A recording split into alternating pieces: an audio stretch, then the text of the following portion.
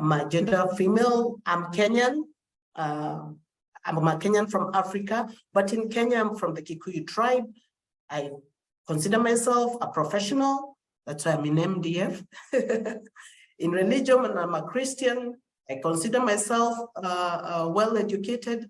So these are some of the groups that I identify myself with. And the reason why I start by looking at yourself is to understand, who am I?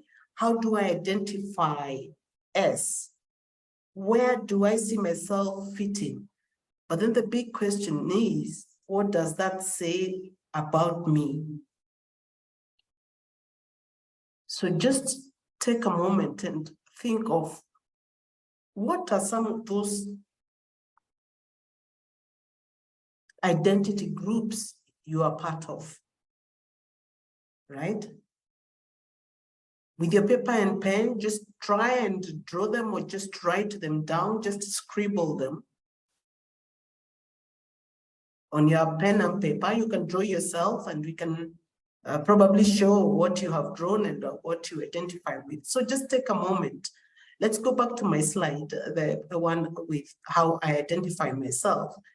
And you notice I'm looking at generation, because that's one of the identity group, in terms of education, in terms of religion, in terms of tribe, in terms of race, in terms of nationality. These are the identity groups that I have identified myself as, or I identify myself. How you identify, you find yourself probably acting or behaving in a way that anyone looking at you can say, Jacinta, I think you're middle class. Jacinta, I think this and this is how you are. But more than just that, there are other things, because a human being is influenced by both who they consider themselves as, but also the environment in which they are. And more so, the people who influence you, especially in your early years. And so I also, after looking at how I consider myself, I expanded that to look at my environment. What environment am I in? And who in my environment has influenced me, especially in my early life, and what did I learn from them? Hadi, if you could just again show my reflection.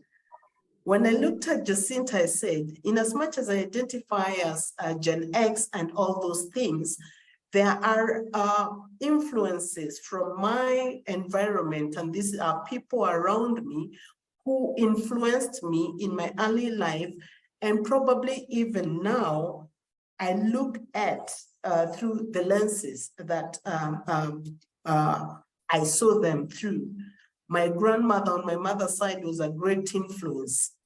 Remember, I just said grandma, mother's side. Does not mean on the father's side was not. It's just that maybe a lot of influence came from the grandma, from my mother's side. My siblings, my parents, classmates, because in early childhood, you have classmates. I'm still in touch with them. Look at my aunts. I mentioned 2 aunts. I had other aunts, but those 2 influenced me to a greater deal than others. Teachers, friends, and so on and so forth. So again, that's why we asked you to get paper and pen and ready and colored pencils. We'll take a little bit more time and just look at yourself. How about you? Draw yourself probably at the center, and all the people who influenced you or who you learned to trust. Make that circle for yourself. I see wonderful responses also in the chat. So who are the ones that have been of great influence? And often there are family, you see it, their mothers, their parents, teachers, grandparents, siblings, and also classmates and teachers. I see a lot of teachers also coming back. A pastor, so someone like the religious leader, so they have been a reference. And so it's important to ask for yourself, so what is it that they have been a meaning for you? And what is it that they represent? So skin color, is it maybe an age? Is it maybe someone with or without a disability? Is it someone from a certain ethnic background? Is it someone from a rural area or an urban area? And then if you identify this, what most of the people that have been part of your the time that you started to identify trustworthy people, also ask yourself, so who were not there? So what kind of people have not been within this circle of trust that I constructed, that my brain constructed, right? So that means that these people are not automatically classified in your brain as being trustworthy. So that maybe people with a disability, that maybe people from another skin color, with another skin color, it may be people from another social background, people social class, or another educational background. So this is something to think about. So who are the ones that were not part of those?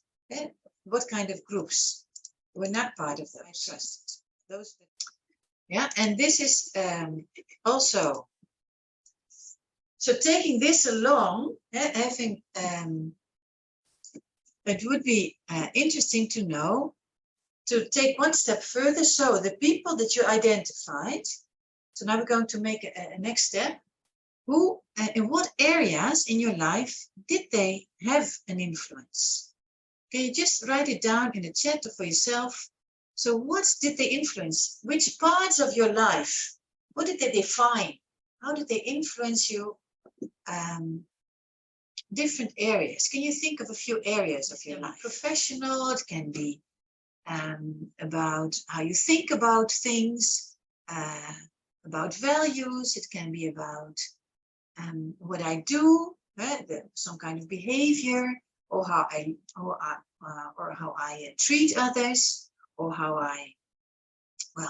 it can be. What areas in your life have they influenced? Now let me just show you how this relates, right? I think many of you may know this image.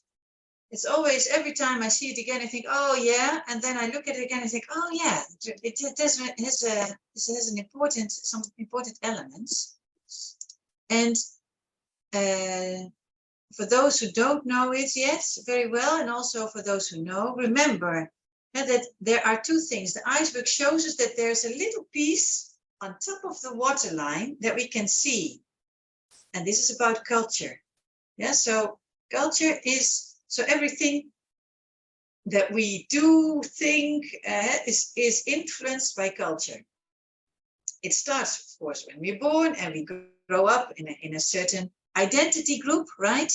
And we take on the different elements. We take on language, practices, behaviors that are a part, a characteristic of these identity groups that you identified at the very start of this webinar, right? And these things that you can see, your actions, your behaviors, your practices, things that are something that you can notice, you can observe, but there's a lot underneath the waterline that you can't see, but that is there. And there are many different things.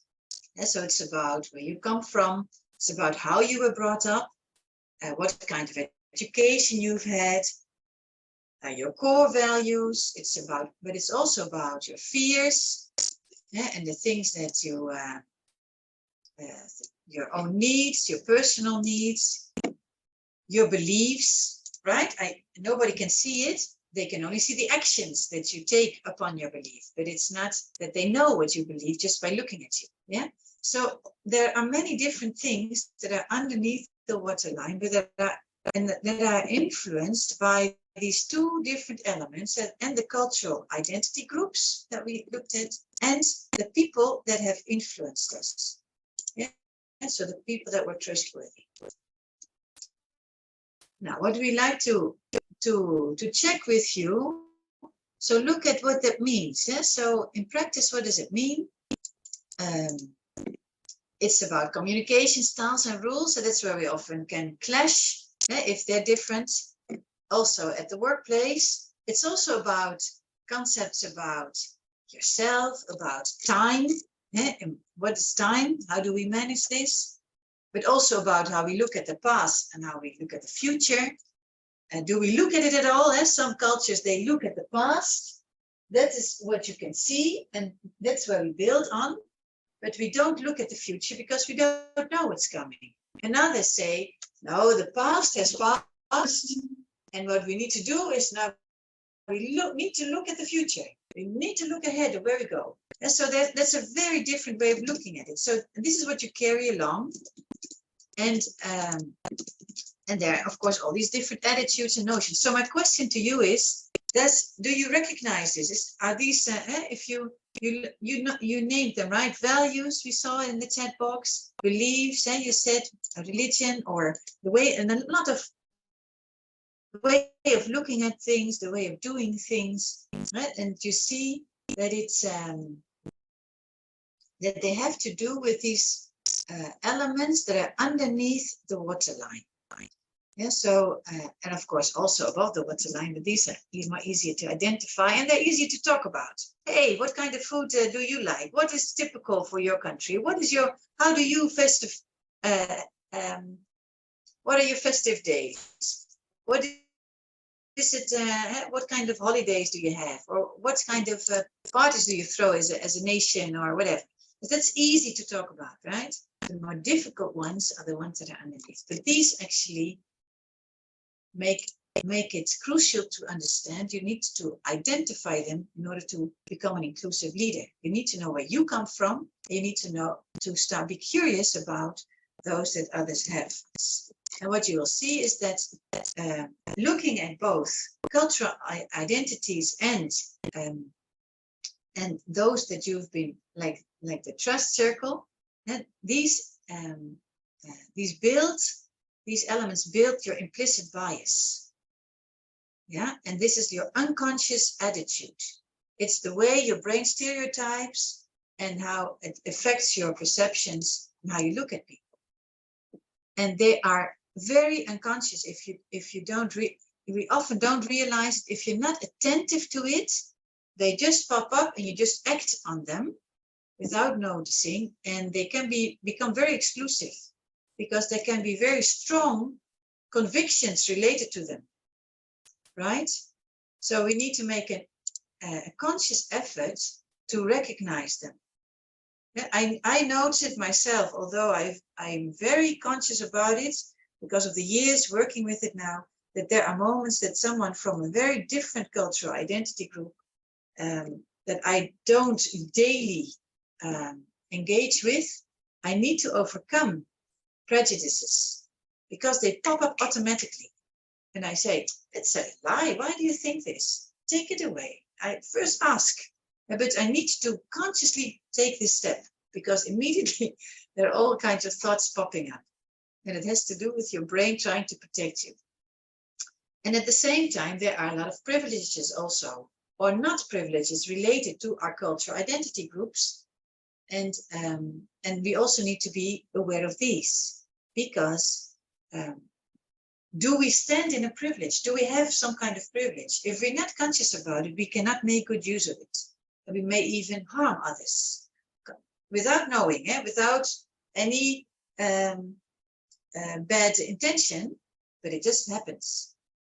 And privileges are those that are like benefits or advantages that come your way because you belong to a certain cultural group, certain cultural identity group. It's not something that you chose often. Very few people chose to be part of a certain cultural identity group. It is just the way maybe you're raised, or where you got into, or where you rolled into, but you can make good use of it. For inclusive leadership, you can say, I can open doors for others. I can consciously say, okay, I'm going to use my privilege so that others can come and stand next to me. And at the same time, those who are not there, don't have the privilege, they will need to make the step, take up the courage, speak up when they never speak up, take the step if they never will do it themselves. And so you need steps from both sides to make things. Now let's have a look on the concept that you can use to bring this together. And we call it the core flex concept, the core and flex concept. So what is it about? Let me explain this very quickly to you. There is a core of you that is non-negotiable. These things are so dear to you, and it's part of how you believe life is, and you think is important in life. And so it's related to values, to core values, to beliefs, to things that are so important for you, and that you found out at work, that you say, I'm not going to negotiate anything on this. This is part of me, and this is where this stays with me. But there's also a part which is core, but not so deeply core that I'm not able to negotiate on it. Yeah, I'm willing to give in once in a while and play with it. Yeah, and then there is a part that is actually real flex. Yeah, so there's also a huge part that you can change. Yeah, because it doesn't touch you personally deep down in your core, and you're fine. You say, well, if I do it this way or I do it that way, I'm good with it. Yeah, so you have these three areas. There's a part non-negotiable, that's the part that might be negotiable, and there's a part that is negotiable. Yeah. So on these different, it's good to think about it. So what can I do?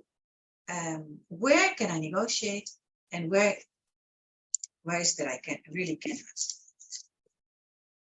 So we would like to invite you to have a few minutes and to make some personal notes and think about, how do I flex to be successful at the workplace? And so realizing the cultural identity groups I come from, the things the kind of people I trust, I've learned to trust, and that have and that represent certain cultural identity groups and others not. And from how you have developed over time in your beliefs and your values, what part of you is do you use to flex? So against the core, so the core against the flex. How do you successfully flex at the workplace? Think about it. Write down a few personal notes. How do you make that work?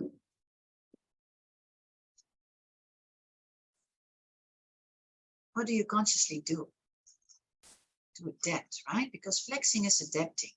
It's giving other space. It's drawing back on so it's going back on what is it that I do to give other space, maybe where their core is. So where can I give in, and where do where is it impossible?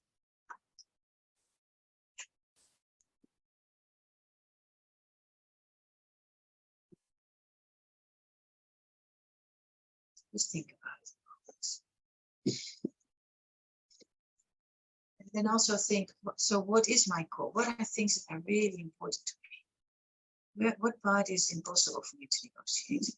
And it is just part of me, and I really would like others to realize this.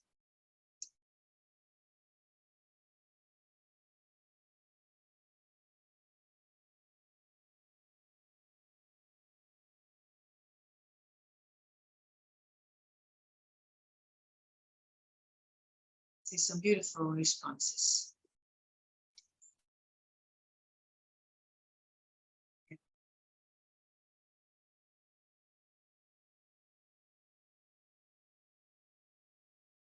Thank you for sharing. Just read them for yourself. I think there's some just good just to receive it in our heart. Some people but thank you. So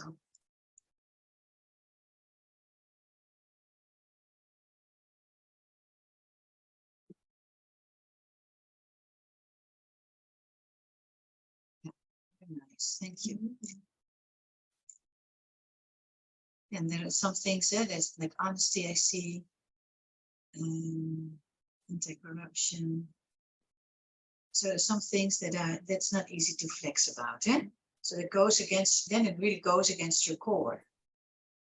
And communication styles, yes, you can choose to communicate differently. You've learned it in a certain way, but you can learn to do it differently, right? Modesty, giving space to others, humility, yeah, giving, and try to be positive is also nice, isn't it? Always find the opportunities. It also gives space to others. Yeah, so there's a mixture. We always believe in myself. Yeah, that's your core, huh? So where am I? What is it? Where I come from? Where do I come from? No, really nice. Thank you for sharing. Yeah. The sensitive heart is a very good one, eh? Beautiful. And to make sure that you're successful, that you can flex, try to understand what is the core of the other, right? That also helps you to flex. All right. Now, beautiful. Just to bring this all together,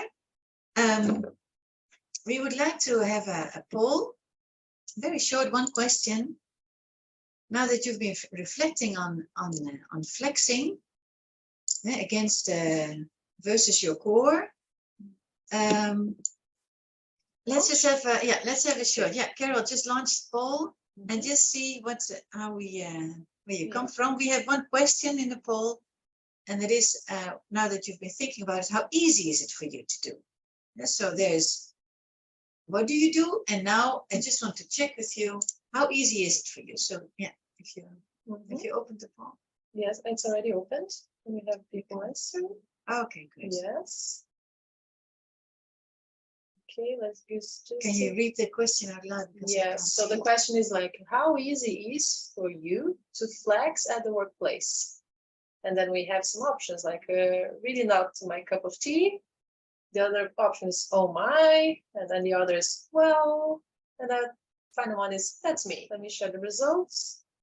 So we had really not my cup of tea is 4%. Oh my is 7%.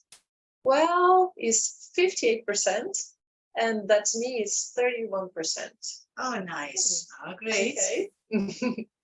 So yes, very interesting results here, because the question was how easy is it for me to flex is like not really my cup of tea, because maybe I have not reached to a point where I'm cognizant of who I am and the people around me and adjusting that. Maybe I've started the journey, but not yet there. Oh my is like, you mean I have to do this? Okay, I try and I'm succeeding somewhat. Well means, well, I do it to a certain extent, to a certain degree. And yes, that means, I mean, is that a question you're really asking? I'm already doing it, you know? So it's very interesting to see the majority of us, that's 58% is at well, and that means that 31%. Those good in maths, that tells me it's 5 plus 3 is 8, 8 plus 1 is, so that is 89% of us in this group are already cognizant of who they are, who the other person is, and that there is need for us to make some slight adjustment to accommodate other people that are around us, because there are people who are different. And so we find ourselves in the organization doing all the things that you've been writing in the chat. My flex is this, my core is this. What is important for me is interpersonal relationships, integrity and respect, waiting before I react, you know, understanding the other person, being adaptive in my communication style. And Hadi, if you could go to the slide where then we tie what you're already doing and what you say is key for you with what we can do in the workplace. So it means that the 89% of us and those who are still following us are already cognizant that, you know what, I need to be aware of what my culture identity is, but more than just move a little one step further and develop that, hey, this may have an impact on the people around me. And there are also individuals who also come with the same cultural identity as me. So I need to develop my own awareness and the impact on others. And because they also are like me with their own cultural identity, I need to respect them. I need to be aware of their cultures and identity. And when all this then meets, and you are putting it in your chat about respect, about being cognizant of the other person, it means then you start cultivating an environment where everybody in the organization feels valued, included, and respected. How we communicate to them, how we act with integrity. So this then carries on to how you foster positive organizational culture. And hence, the topic of today, which is self-awareness, is the first start on the development areas on the inclusive leadership. Because we have 4 development areas in inclusive leadership. We have practicing self-awareness, we have living a shared vision, we have building relationships, and we have creating change. It means having an open mind, learning or unlearning, identifying individual strength, using it, and the other persons. That's self-awareness. Now, linking to a shared vision is, okay, how do we all come together, contribute, collaborate with the various interests? Building relationships is self-explanatory. And so then when it comes to creating conditions of change, is everything else has been taken into consideration, and you're able to focus equally on the people, on products, on procedures, but with some flexibility that facilitates a problem solving. So representing acting fairly for the different stakeholders and the different people, which means then you foster talents of each persons. So when we were preparing this, so the core messages of this is that implicit bias, which is recognizing and challenging your own, you need to recognize and challenge your own implicit bias. Privilege is acknowledging that, yes, it is there, but then how do we use it? And to use Hadi's words, if you can open the door for others to step in, then do that. But also the person who's the door has been opened for needs to be willing and able to get through the door and jump to the next level. And being self-aware is a good place to start. It's how you start practicing inclusive leadership. That link to organizational values, because culture plays an important factor. And so, when we were introducing you, so MDF is an organization with so many cultures. So these cultures enrich organizations when well managed. I'm sitting in Kenya, Hadi's sitting in Europe. We have other people sitting in other offices, and we work collaboratively because we say one MDF. We are cognizant of the diverse cultures and are harnessing that to create an MDF that creates impact in this world. So that's about what our core message for today was.